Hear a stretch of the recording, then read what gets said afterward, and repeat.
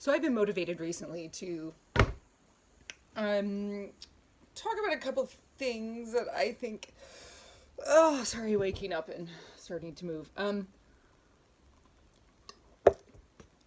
couple of things I think most people have very little understanding of, which is a big part of my job. I'm gonna keep eating, by the way, because that doesn't really bother me when people watch me. I'm a pretty eater, but okay. So, it's beautiful, by the way. I don't know if I can put that on the video. It's a big fruit salad I made with bananas, nectarines, blueberries, oranges. Is that it? Shit, I don't know. Anyway, and I've got my coffee, of course. So, I was thinking recently about how little people know of what our job is like in Vietnam, and the differences in how it would be, say, where I am here in Switzerland. I don't even know if they have rescues in Switzerland, frankly. Switzerland is a really weird country. Love you guys. A little socially awkward, but it's pretty. And it functions. Hyper functions. So, thank you. But there is zero garbage anywhere, by the way. Ever. I was running through the woods yesterday. I went hiking, and for 5 hours went up this mountain behind me. It's not a mountain. It's a bump compared to what's across the Lake Geneva where I am, which I'm like looking at Mont Blanc right now. It's a little hazy. Anyway, so I was hiking up there, and I realized there's no garbage. And I thought this was like it took me a really long time to figure out why the trails were so amazing. And when I was coming back down the mountain, I was just looking around, and I just thought, something's missing. Rubbish. Trash. Everywhere. That's what I've been living in for 7 years. Not even 7 years. I've been in Asia for 8.5. 8.5. I don't know. Mongolia and Vietnam. So very, very different countries in many ways, but also full of trash, pollution, a general concept of not giving a fuck at all about the environment and the general population. God damn, blueberries. Blueberries. Oh God, if Vietnam had blueberries. Or nectarines for that matter. Our bananas are way better though, so, Switzerland, So anyway, and this is no garbage.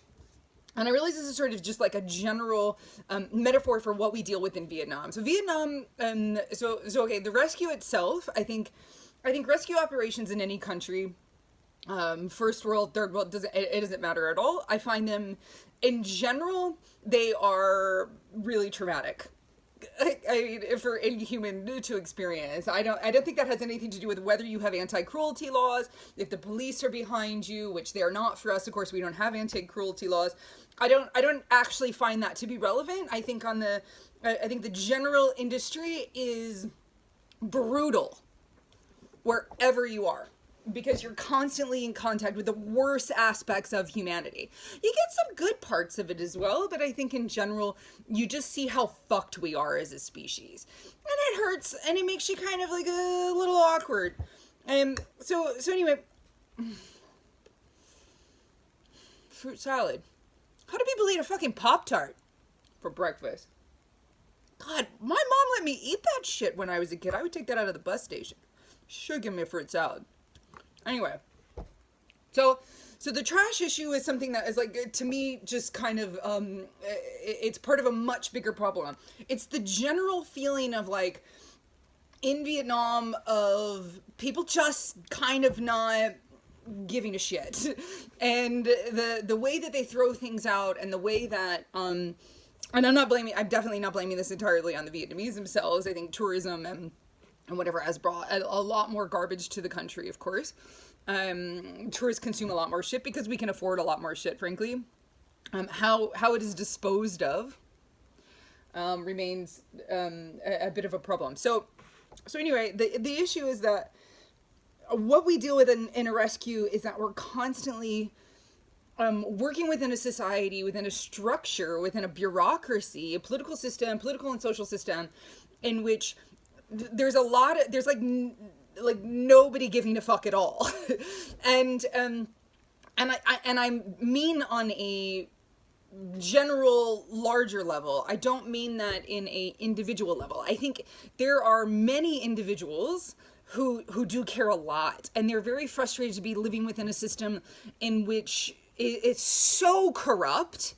One of the most corrupt countries in the world. The police are a mafia, frankly. I mean, you know, I would say that for most of the government.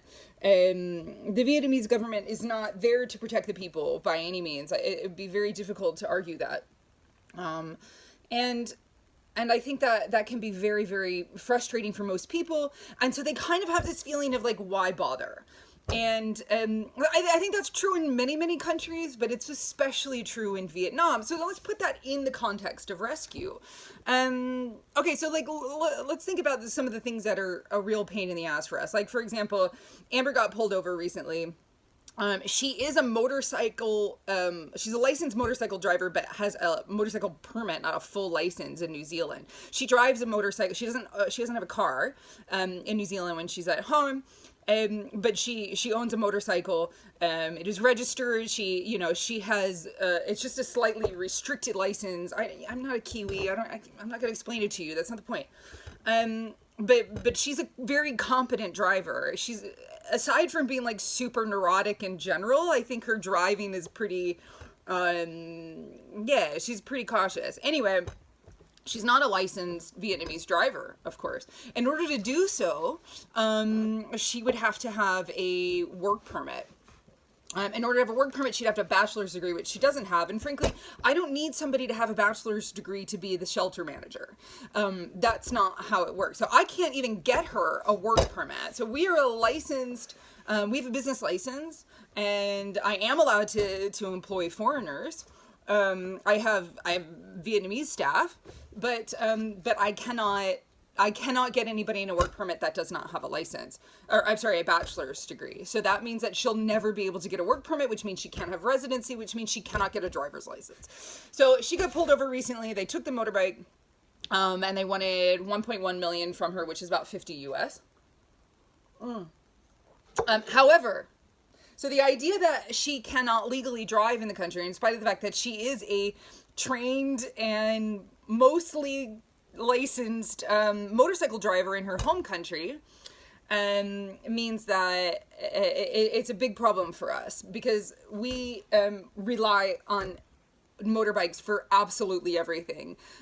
We don't have cars. I know probably 3 expats in 7 years. Four expats in 7 years that have had cars. 7 years. Yeah. We don't really drive cars. We don't need to. Frankly, we hire cars. We have drivers, and they're not that expensive. So why would we buy a car and go through the massive bureaucratic bullshit to have one? And in fact, when we had the vet clinic, we were looking at buying a car. Here's another thing. We were only allowed through our business license, we're a fully foreign-owned company, to buy a brand new car. Okay, look, I am 40 years old. I have never owned a brand new car in my life. Frankly, with my credit, I can't even have a fucking cell phone account in my home country. So, the idea of being able to spend $30,000 on a car on top of all of the insurance and all of that, I have a Vietnamese car driver's license, but I've never driven a car in the country. These are like really basic things that I think people really take for granted at home. There's like layers and layers of really stupid shit. So we've got our new shelter manager coming in September, who will be helping Amber, and then she will stay as Amber goes, and we will hire another helper for Maria.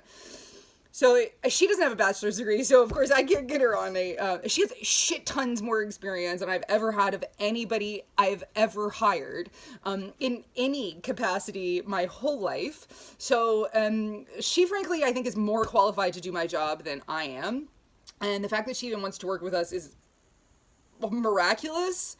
So anyway, but she doesn't have a bachelor's degree, which means she's not eligible for a work permit, which means she can't get a driver's license. You see where this is going. These are all really, really, really simple things. And we cannot just hire a driver to take us everywhere we go. We don't have, here it comes back to it. We don't have an address at our house. So calling a taxi, okay, let me explain what that means. Our power bill, where the address section is an explanation of how to find our house. It's a 2-sentence explanation. Okay, so no matter how good your Vietnamese is, and I've had it written out, I've had my Vietnamese teacher, let's write it out, I've memorized it, I've called taxi companies, and I've said it. And they're still just like, huh?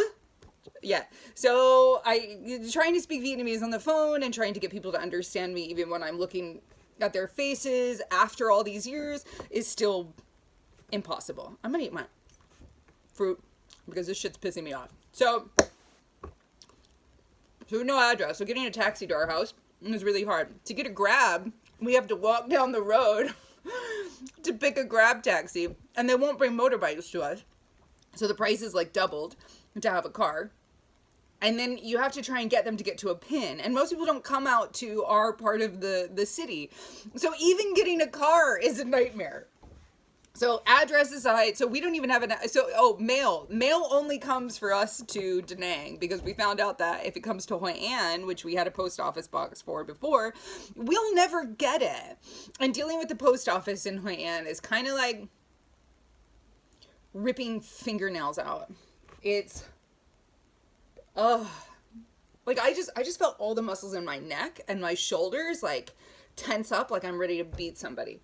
So, Hoi An post office has been a really negative experience. So that's like a really basic thing. Anytime we want to get mail, we drive to Da Nang, and whatever box we have, if it's too big, we have to hire a car to go get it and come back with. Like, these are really, really basic things and I think people don't understand. Okay, like, I want to talk about banks, but I'm afraid that I've had too much coffee to be nice about it. I'm going to try and be cool. I'm working on being cool. Fucking suck at. So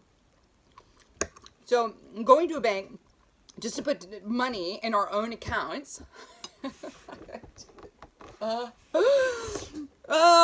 only laughing so I don't put the fork in my eyeball. I have spent up to 2 hours at that bank trying to put my own money in my own accounts. That's our business account. And trying to, breathe. So there's a bar up the road from the bank in Da Nang, which for a while, that was the only one we were allowed to use because even though it's a national bank, they said that we couldn't use any other branch. So we had to drive 30 minutes to go to this particular bank. And we basically always have to have Mai with us. Because I think Mai's learned that, like, if she doesn't do it, it's going to end up in bloodshed one day. Because, like, I'm just not that nice. And I probably drink too much coffee to, like, have impulse control. I really don't know if that has anything to do with the coffee. So these are some of our, like, most basic functioning things. You know, our motorbikes, I can't afford to buy one, so ours are always rented. So we have to pay rental fees every month. Basic transportation, like you can't imagine. Like, I look at these people in, like, Germany running a rescue or whatever, or wherever, and I just think, like, I can't even begin, like, you can't fathom the fucked up shit that we have to go through. So the reason I'm talking about all of this is because we had, I get these messages all the time. People send us these videos or whatever that they found online that somebody has posted in some animal abuse thing on Facebook. And so they're like, you need to fix this. So there was one where this stupid whore, pardon my French, no, don't pardon me. Look, she's a fucking whore. And I called her all sorts of horrible names after the shit that she wrote me. Anyway, and this has happened more than once. And it's like, the more people do it to me, the less nice I get. Like, I have not improved my public relations skills. It's just made me more hateful. Because I realize that this keyboard warrior thing is just something that's, like, so normal that people really believe that they're, like, creating awareness is some like there's like an action that will come from this. Like if people in Texas knew about people abusing elephants in Vietnam, then something would happen. Bullshit. Frankly, we know about it in Vietnam. The big organizations who have international non-governmental status, like Animals Asia and HSI, Soy Dog might as well. Now, they can't do shit about it either. So let's not pretending that anybody has the ability to address these things. And I think, people have a really difficult time understanding how powerless we really are. And people send us things like, where I'm staying in, I don't know, Munich or whatever, the neighbor's beating his dog. Can you come get it? I'm sorry, what? Can you open up your fucking mouth and tell him to stop? Let's start there. Yeah, I don't think it's like, do you think we're a fucking police force? I'm lucky I wake up and can get my coffee and don't murder anybody for the whole day. You think I'm gonna fly or drive or get on a bus? Or I don't even know how to get to Munich. I've never been there because I've heard it's just like a tourist shithole. And I'm gonna go to your neighbor's house and be like, you shouldn't beat your dog. No, speak up. I've gotten messages from a girl who said, she said she was in the street. She saw some men throwing a puppy over the street. I'm like, and you took the time to Google me, get on Facebook, and have this conversation. What do I do? You like literally went through the process. You spent the time going to find me to ask me what you should do, or what can I do personally. Well, babe, get off your ass, open your mouth, and stop them. I mean, I don't know. There was a kid kicking a puppy once, and I'll admit, I was a little bit brutal, but this was just at our local market. He was kicking a puppy. I was on the back of a motorbike. I jumped off a moving motorbike, ran up to him, and shoved him. And I screamed at him in his face. Did he kick the puppy anymore? Mm-mm. His mom did come after me with this butcher knife, but I just begged her to kill me, frankly, because I was like, I hate my job, so I'll take it, right? So I can't tell you how many times I've had to stand up to people with a butcher knife threatening me, because it's just just get in somebody's face, man. The fact is, they're not going to do anything. That call somebody's bluff. People that are threatening are really just not all that scary. They're just big. Anyway, I'm not going to say it. So this whole thing about, there's elephants at this park that are being tortured, blah, blah, blah. Do something about it. And I said, look, don't post that shit on my Facebook page, because number one, you're saying all Vietnamese are doing this. You should do something about it. Yeah, the Vietnamese should do something about it. But what can I do personally? I'm just a stupid white girl from Virginia, man. Trust me, I can't do a damn thing you think I can. I have very little ability to make real systemic change. That's up to the Vietnamese. People who you constantly attack for being savages because they eat dog meat while having a bacon cheeseburger on your plate. So I'm not going to get into that part again. But anyway, I think if you really want to change things, you need to understand, number one, something about Vietnam, and that individuals have a very, very small chance of being able to do anything. International organizations have very, very little chance of being able to change things. Yeah? So I can't do anything about that. There are organizations, of course, that work with wildlife, that they're long established. They've been there for, 15 years or something like that. And they've been able to, they work between the Forest Protection Department, which is responsible for the wildlife in the country. I say responsible. I say that in a funny tone because I'm not going to get into it. Anyway, it's just another fuckwittery of Vietnamese bureaucracy. But anyway. So yeah, I've gotten another message about monkeys on a YouTube video. I get this all the time. I'm like, I'm not an IT forensic specialist. I'm not going to be able to find the location of these people. And I realized at some point that I just, yeah, I say some pretty awful things to these people back. I'm pretty sure I told this woman to go back to her trailer park and apply for a passport. That was pretty much my response. She said, "You don't even care about animals," and she says it all in caps letters, and I'm just like, oh, honey baby, sit your ass down and shut the fuck up for a minute, because I got something to say to you, keyboard warrior. So, yeah, I realized at some point I don't get paid nearly enough to put up with a lot of the people that I have to interact with. This is a real situation. Like, people are, the type of people that message me are people who really, most of them, because I speak English and I'm an American, it's an American organization operating in Vietnam, people have a tendency to think that I'm gonna, number one, sympathize with their deep-seated racism, which I don't. Vietnam is my country, it is my home, I live there, it's love-hate, fine. You know, I would probably say I love it more than life in my home country, for sure, which I haven't experienced in almost 14 years at this point. So, but yeah, it's complicated and difficult, and I think running a rescue there, for a while I felt like I was just a massive failure, and I am in a way. But I also created one of the most difficult missions and expected to be able to do so in a non-speciesist format, in spite of the fact that the world is deeply speciesist. So I mean, that was obviously not a mistake. I'm not going to call it a mistake. I think the mistake is in society and in the system of animal rescue, and the fact that I can get attacked for being somebody who protects all species and somebody who does not speak out against the dog meat trade, because it is no worse than the chickens, the pigs, the ducks, the cows, all of the other animals that they eat in that country.